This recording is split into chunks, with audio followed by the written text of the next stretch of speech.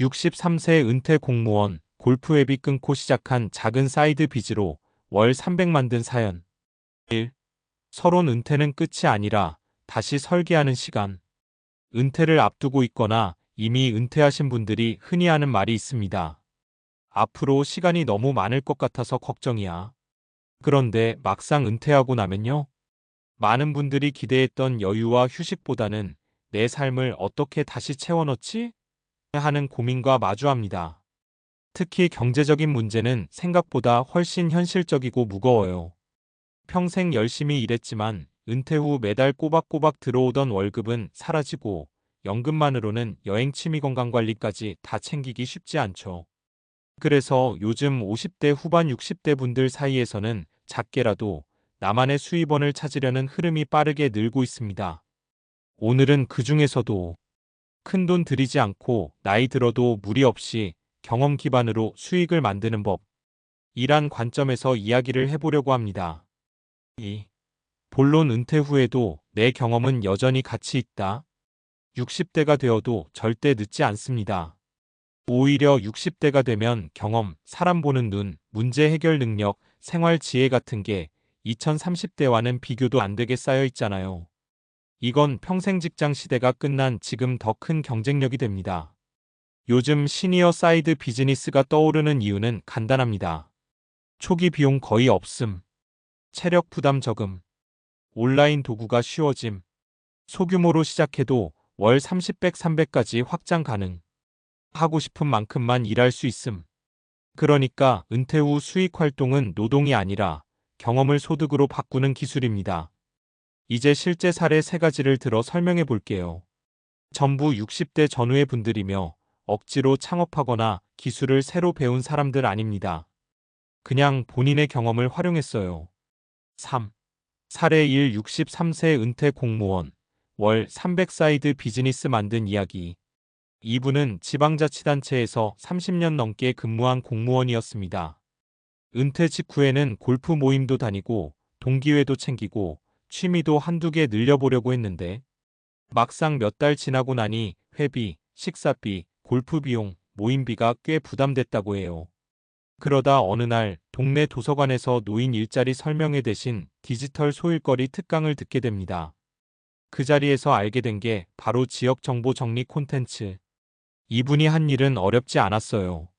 지역 복지센터 도시락 배달업 체병원 정보 정리, 노인 대상 강좌 일정 지원 제도 정리, 고령층이 이해하기 쉬운 버전으로 요약, 블로그와 SNS에 게시 조회수 증가, 지역 업체기관과 협업 제안이 들어옴, 공공기관의 생활정보 콘텐츠 외주도 받게 됨.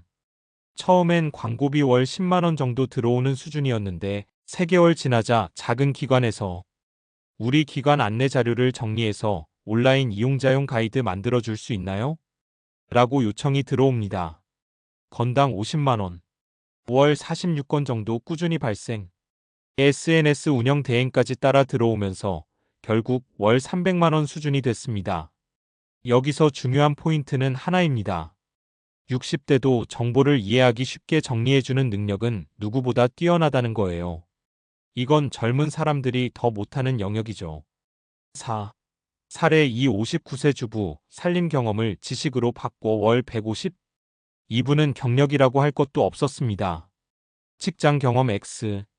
아이 둘 키우고 30년 넘게 살림만 해온 분이었어요. 그런데 이분은 정말 살림 천재였어요. 냉장고 속 잔여 식재료로 10가지 요리 가능. 얼룩 지우는 법, 옷 오래 입는 법, 집 정리 수납 스킬, 반찬 5개를 20분 만에 만드는 노하우. 이걸 동네 부녀의 친구들이 너무 좋아해서 우스갯소리로 언니 이걸 돈 받고 가르쳐야 해 하던 게 실제 일이 됩니다. 이분이 시작한 건 단 하나. 핸드폰으로 짧은 영상 찍어서 SNS 업로드. 처음엔 조회수 50백. 그런데 60대 주부의 현실형 살림 팁이라는 진정성 때문에 어느 순간 구독자가 확 올라가기 시작했어요. 지금은 지역 문화센터 요리 정리 강사, 식재료 절약 강의지 자체 연계, 소규모 협찬, 온라인 강의 1회 35만원. 이런 수익이 합쳐져 월 150 정도가 된 상태. 무엇보다 좋은 건 나이 들어도 평생 할 수 있다는 점이에요. 그리고 체력 부담 거의 없음. 가장 중요한 건 이거죠. 평생 해온 일도 콘텐츠가 되고 돈이 된다. 5. 사례 3 67세 퇴직 기술자, 취미로 시작한 상담으로 월 80 안정적 수익. 이분은 기계 정비 기술자로 40년 가까이 일하고 은퇴하신 분입니다.